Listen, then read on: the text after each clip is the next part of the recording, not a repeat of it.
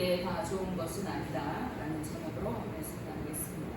오늘 우리가 읽은 본문에는요, 아람 왕 베나닷에게 긍휼을 베푼 북이스라엘의 왕 아합에 대한 이야기가 기록되어 있습니다. 우리가 볼 때에 긍휼과 자비를 베푼 것은 선한 행위처럼 보여집니다. 그런데 이 일로 인해서 아합 왕은 하나님의 진노를 사게 되고요, 심판을 예고받게 되어집니다. 왜 선을 베푼 아합 왕에게 하나님께서 칭찬을 하시지 않고 오히려 진노하셨을까? 그 이유를 알기 위해서요, 우리가 이 일이 일어난 배경을 살펴볼 필요가 있겠습니다. 앞서 베나닷은 아람 군대를 모아서 두 차례나 이스라엘 나라를 침략해 왔습니다. 1절 말씀에 보시면은 아람의 베나닷 왕이 그의 군대를 다 모으니 왕 32명이 그와 함께 있고 또 말과 병거들이 있더라. 이에 올라가서 사마리아를 에워싸고 그것을 치며 이렇게 말씀하고 있습니다. 아람의 첫 번째 침공이었습니다. 당시 아람은요, 넓은 영토를 다스리고 있었던 막강한 세력의 나라 중 하나였습니다. 그래서 그 넓은 영토를 다스리기 위해서 이제 지역마다 분봉 왕들을 세웠어요. 그래서 그 왕들로 하여금 그 지역들을 다스리게 했던 것이죠. 그런데 그 왕들을 따르는 군대들을 다 모아가지고 이스라엘을 치러 올라온 것입니다. 그래서 따르는 왕들만 무려 32명이나 되었고 그 왕들의 밑에 있는 군대들은 어마어마했겠죠. 베나닷은 이스라엘의 중심 도시인 사마리아를 둘러싸고 이제 이스라엘의 왕 아합에게 사신을 보내서 이렇게 이야기합니다. 3절 말씀 보실게요. 내 은금은 내 것이요 내 아내들과 내 자녀들의 아름다운 자도 내 것이니라 하매. 네, 너의 은금 보물은 물론이고 너의 아내들과 자녀들 중에서 아름다운 자들까지 모두 다 내 것이다 하고 말하고 있는 것입니다. 이것은 아합을 이스라엘의 국왕으로 대하는 것이 아니라 자신에게 속한 분봉왕쯤으로 취급하고 있는 아주 하대하는 표현이에요. 그러나 그의 권세에 기가 눌린 이 아합은요, 내 주 왕이여 말씀하신 대로 나와 내 것이 다 왕의 것입니다. 이렇게 답신을 보냅니다. 그 베나닷의 이야기를 인정하는 거예요. 베나닷을 자신의 주인으로 인정하는 것입니다. 그러자 이 베나닷이 다시 사신을 보내서 이제 자신이 말한 대로 내일은 그 말을 실행하겠다. 그러면서 아람의 신하들을 보내서 이스라엘 온 백성을 약탈하겠다고 이야기합니다. 무자비하게 이스라엘을 수색해서 사람이나 물건이나 할 것 없이 좋아 보이는 것은 다 약탈해 가겠다고 말하는 것입니다. 이러한 베나닷의 말을 들은 아합은요, 사태가 심각한 것을 느꼈어요. 그래서 이스라엘 장로들을 한 곳으로 모으고 이 일에 대해서 상의를 합니다. 이제 베나닷이 내 아내들과 자식들뿐만 아니라 은금을 다 빼앗으려고 한다는 말을 전하기 위해서 사람을 내게 보내왔었습니다. 그런데 내가 그것을 거절하지 못했으니 이제 어떻게 하면 좋습니까? 이렇게 장로들에게 의논한 것입니다. 이런 아합의 말을 들은 장로들이 베나닷의 말을 듣지도 말고 허락하지 말아야 한다. 이렇게 이야기합니다. 장로들의 말을 들은 아합 왕이 백성을 약탈하는 것에 대해서 거절의 뜻을 이제 베나닷의 사신들을 통해서 전합니다. 그러자 베나닷이 이스라엘을 업신여기고 깎아내리면서 사마리아에 부스러진 것이 아람의 백성들을 채우기에 턱없이 부족하다 이렇게 얘기합니다.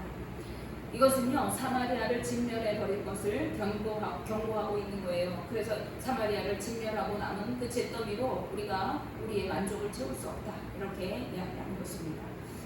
이 말을 들은 아합은요, 전쟁을 하기도 전에 승리를 자랑하는 것에 대해서 조소하면서 말을 합니다. 갑옷을 입는 자가 갑옷을 벗는 자처럼 말하는 것이 합당하지 않다 이렇게 얘기하는 것이죠. 이것은 본격적인 전쟁을 하기 전에 양국이 서로 심리전을 벌이는 그런 행태입니다. 승리를 확신하면서 왕들과 술을 마시고 있던 베나닷은요, 아합의 이 조소 섞인 말을 듣고는 곧바로 사마리아 성을 치라고 명령을 하게 되었죠. 두려운 위기의 상황이 이제 이스라엘에게 곧 닥쳐올 것입니다. 그러나 이때 하나님께서는 선지자 한 사람을 보내셔서 그들을 아합의 손에 넘기시겠다고 승리를 약속해 주십니다. 13절 말씀입니다. 한 선지자가 이스라엘의 아합 왕에게 나아가서 이르되 여호와의 말씀이 내가 이 큰 무리를 보느냐 내가 오늘 그들을 내 손에 넘기리니 너는 내가 여호와인 줄을 알리라 하셨나이다. 이렇게 말씀합니다. 큰 무리라고 했어요. 이스라엘이 감당 못할 어마한 군대가 몰려오는 위기 가운데서 하나님은 그 온 무리를 이스라엘 손에 아합의 손에 맡기시겠다. 승리를 거두게 하시겠다. 약속해 주신 것입니다. 아합은 하나님의 말씀대로 고관의 청년들과 이스라엘의 자손들을 모아가지고 전쟁에 맞서 싸우러 나갑니다. 하나님께서 함께 하셨기 때문에 이 전쟁에서 이스라엘은 크게 승리를 거두었어요. 이렇게 아람의 1차 침략은 완패로 끝이 나고 말았습니다. 그런데 승리를 거둔 아합 왕에게 선지자가 또다시 찾아옵니다. 그러면서 아람의 그 베나닷 왕이 다시 침략해 올 것입니다. 그들이 곧 다시 몰려올 테니까 왕은 힘을 기르시고 어떻게 행할지를 잘 알고 준비해 두세요. 이렇게 예언하고 갑니다. 두 번째 침략을 대비하라는 것입니다. 어느 날 패배를 경험한 아람의 그 군대 신하들이 이제 베나닷에게 이야기를 합니다. 이스라엘의 신은 산의 신이라서 그곳이 산지였기 때문에 그들이 우리보다 강했던 것입니다. 만약에 우리가 평지에서 싸운다면 들판에서는 우리가 그들보다 훨씬 강할 것입니다. 그러니 이제 군대를 다시 보충하고 말과 병거를 준비해서 다시 싸우러 나갑시다. 그 대신 이번에는 왕들을 세우는 대신에 총독들을 전쟁에 투입시켜서 평지에서 전쟁을 벌인다면 우리가 반드시 이번에는 승리할 것입니다. 이렇게 얘기를 하는 거예요. 그래서 베나닷이 이 말을 듣고 좋게 여겼어요. 아, 그럴 수 있겠다. 그래서 이제 두 번째 전쟁을 하기로 결심합니다. 다음 해였어요. 해가 바뀌고 난 다음에 베나닷은요 아람 군대를 소집하고 이스라엘과 전쟁을 하기 위해서 이제 아벡에 진을 쳤습니다. 이스라엘도 맞서 나갔어요. 두 나라의 군대가 비교도 안 될 만큼 그 차이가 매우 컸습니다.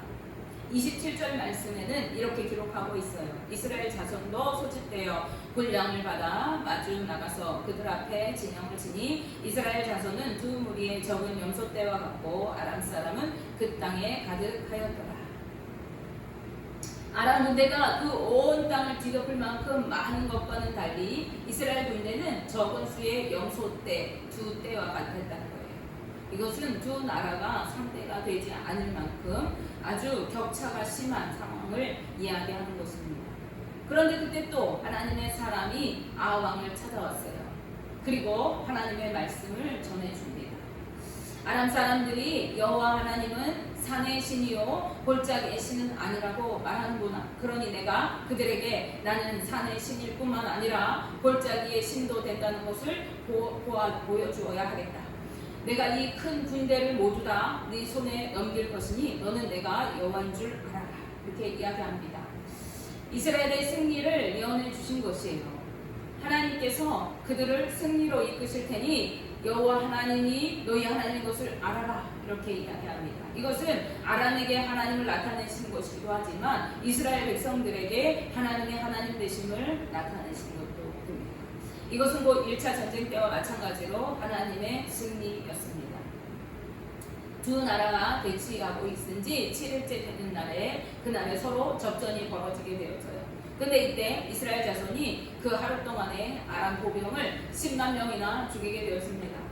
전세가 불리해지니까요. 이 아람 군대가 아벡에 있는 성읍으로 도망을 쳤습니다. 성읍 안으로 숨어드는 거예요. 근데 그때 성벽이 무너지게 되었어요. 그래서 그 성에 숨어들어 있던 남아있던 군대 27,000명 위에 무너지게 되고 그들이 모두 죽게 되었습니다. 그리고 베나닷 왕은 간신히 몸을 피해서 이제 골방에 숨어서 덜덜 떨고 있었어요. 아람의 두 번째 침략도 그렇게 처참한 패배를 맞고 말았습니다. 낙담하고 절망에 빠져있는 베나닷 왕에게 신하들이 이야기합니다. 왕이시여, 우리가 들어보니까요, 저 이스라엘의 왕들은 대대로 인자한 왕들이라고 합니다. 즉 그들은 신실하게 약속을 잘 지키는 왕들이고 자비와 긍휼을 베푸는 왕들이라는 이야기를 우리가 들었습니다. 그러니 이스라엘 왕들이 인자하고 자비를 베푸는 왕들이니까 우리가 굵은 배를 허리를 동이고 테두리를 머리에 쓰고 이스라엘의 왕에게 나아갑시다. 그러면 혹시 그가 왕의 생명을 살려주지 않겠습니까? 이렇게 이야기합니다. 굵은 배로 허리를 동이는 것은요, 본래 참회를 뜻하는 상징적인 행위입니다. 이스라엘 백성들이 고대 근동에서 회개할 때에 베옷을 입고 굵은 배로 허리를 동이고 죄를 머리에 뒤집어 쓰고 하나님 앞에 회개하는 그러한 전통이 있었는데요. 그런데 이들은요, 아합 왕의 동정심을 사기 위해서 이같이 행하자는 것입니다. 굵은 배로 허리를 동이자고 하는 거예요. 또한 테두리를 머리에 쓰는 것은 이렇게 테두리를 이렇게 머리에 쓰는 것을 상상할 수 있겠지만요, 원어적인 그 뜻으로 볼 때 이것은 목에 밧줄, 목줄을 이렇게 올가매는 것을 뜻하는 것입니다. 이것은 목에 이렇게 밧줄을 걸고 나아간다는 것은 나의 생사가, 이제 나의 생명이 당신의 손에 달려 있습니다 라는 것을 의미하는 것입니다. 그래서 이것은 철저하게 상대방에게 굴복하겠다는 뜻인 것입니다. 그래서 이제 베나닷의 신하들이 이제 배로 허리를 동이고 이렇게 목에 줄을 매고 아합 왕에게 찾아갑니다. 그리고 이렇게 말하는 것이에요. 베나닷이 청하기를 이제 부디 내 생명을 살려주옵소서, 이렇게 간청합니다. 이렇게 이야기합니다. 그러니까 아합이 그가 아직도 살아있느냐고 말하면서 그는 내 형제다 이렇게 이야기하고 가서 베나닷을 데려오라고 명령합니다.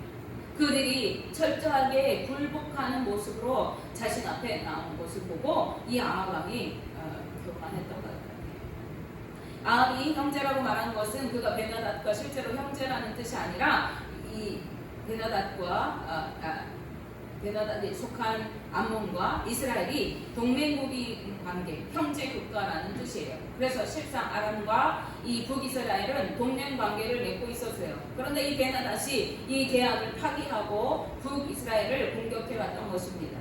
그러나 자신 앞에 이렇게 철저히 굴복하는 모습을 봤을 때 아합은 이 베나닷을 동맹국의 수장으로 인정해 준 거예요. 그리고 자신의 병거에 태워 올렸어요. 내가 너 한번 용서해 줄게, 이런 높은 마음을 품었던 거죠. 이런 아합 왕에게 베나닷이 두 가지를 약속해 줘요. 34절 말씀입니다. 베나닷이 왕께 아뢰되 내 아버지께서 당신의 아버지에게서 빼앗은 모든 성읍을 내가 돌려보내리이다. 또 내 아버지께서 사마리에서 만든 것 같이 당신도 다메섹에서 당신을 위하여 거리를 만드소서. 아합이 이르되 내가 이 조약으로 인해 당신을 놓으리라 하고 이에 더불어 조약을 맺고 그를 놓았더라. 이렇게 말씀합니다. 두 가지 약속이 무엇입니까? 첫째는 자신의 아버지가 사마리아, 즉 북이스라엘에서 빼앗은 모든 성읍들을 다시 돌려주겠다 하는 것입니다. 즉 영토의 회복을 약속한 것입니다. 둘째로는 자신의 아버지가 사마리아에서 아람의 거리를 만들었어요. 즉 아람의 광장을 만들어서 그곳에는 아람 사람들이 마음껏 교통하면서 무역을 하고 거래를 할 수 있고 그곳에 거주할 수 있는 그런 거리를 북이스라엘 사마리아에 만들어 주었다는 거예요.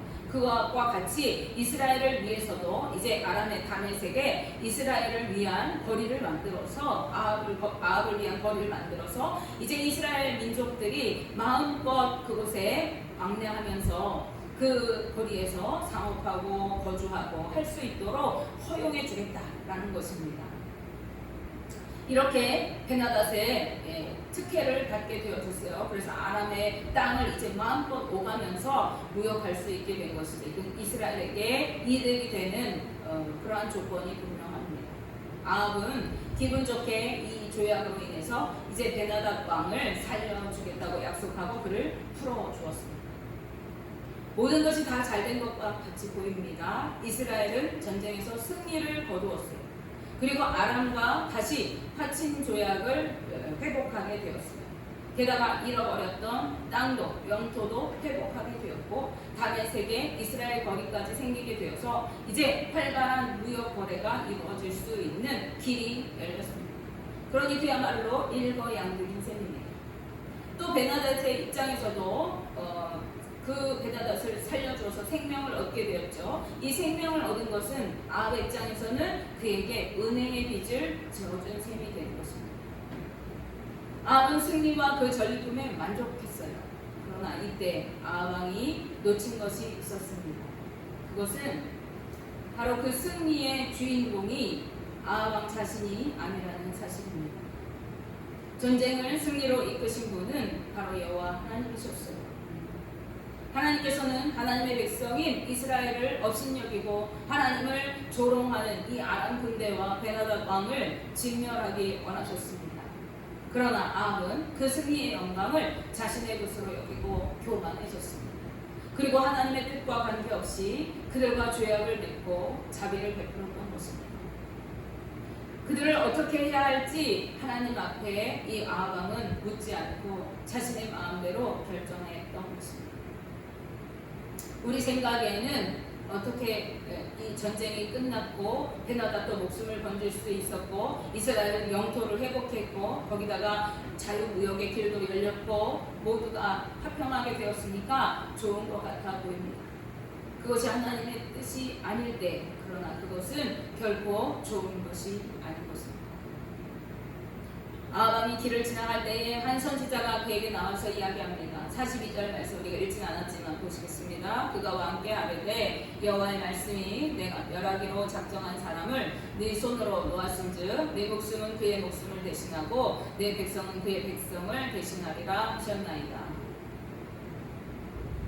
아합의 행동은요, 정작 하나님의 뜻을 저버리고 하나님과의 약속을 파기한 결과를 가져왔던 것입니다. 그리고 선지자를 통해 이제 하나님의 진노의 말씀을 듣게 되었던 것입니다. 이 말씀을 받은 아합 왕은 근심하며 답답한 마음으로 왕궁으로 돌아갔다고 성경은 기록하고 있습니다. 이후에 22장으로 넘어가시면요, 아람과 화평을 유지한 지 3년 만에 이스라엘은 다시 그들과 전쟁을 하게 되고 이 전쟁에서 아합 왕은 결국 죽음을 맞이하게 되고 말았습니다. 당시의 인간적인 생각으로 좋아 보였던 아합 왕의 행동은요, 결국은 그의 비극을 불러오고 말았던 것입니다. 어떤 성도들 중에는요, 좋은 게 좋은 거라고 말하는 분들이 계세요. 교회 안에서는 모든 것을 은혜로 해야 한다고 말씀합니다. 그러나 이 말은 일부 맞기도 하고 또 틀리기도 합니다. 은혜로 좋게 행해야 하지만요, 그보다 먼저 우리는 그것이 하나님의 뜻인가 살펴보아야 하는 것입니다. 오늘 아합 왕은 좋은 편을 선택했고 은혜를 베푸는 쪽을 선택했습니다.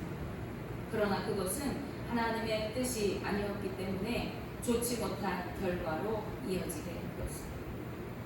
하나님은 은혜의 하나님이시지만 또한 공의의 정의의 하나님, 거룩하신 하나님이십니다. 그분은 좋은 게 좋은 쪽으로 예수님의 희생이 없이는 우리를 구원하실 능력이 없어서 자신의 아들을 십자가에 피 흘려 죽게 하신 것이 아니십니다. 그 십자가의 죽음이 하나님의 사랑을 이루는 것과 동시에 그분의 공의를 이루는 하나님의 뜻이었기 때문에 그렇게 행하신 것입니다. 우리 눈에는 예수님도 죽음의 고통을 경험하지 않고 우리도 구원을 이루면 더없이 좋겠지만은 하나님의 뜻과 계획은 우리와 다르셨던 것입니다. 우리는 내 생각에 좋은 쪽을 선택하며 살아갈 것이 아니라 하나님께서 보시기에 선한 쪽을 선택하며 살아가야 하고 하나님의 뜻을 이루며 살아가야 합니다. 내 생각에 아무리 옳게 보이고 그것이 선해 보이고 그것이 좋아 보여도 그것이 더 많은 이익을 내고 그것이 더 유익이 된 것 같아 보여도 그것이 하나님의 뜻이 아닌데 우리는 그 길을 선택하면 안 되는 것입니다. 우리는 하나님의 뜻을 따라서 그것이 가시밭길 될지라도 그것이 돌짝밭일지라도 그 길을 걸어가야 하는 하나님의 백성들이기 때문에 그렇습니다. 오늘은 저와 우리 성도님들 모두가 하나님의 선하신 뜻대로 순종하여 살아가면서 하늘에서와 같이 땅에서도 하나님의 거룩하신 뜻이 이루어지도록 살아드리는 삶을 살아가게 되시기를 주님의 이름으로 축복하며 기도합니다. 기도하겠습니다.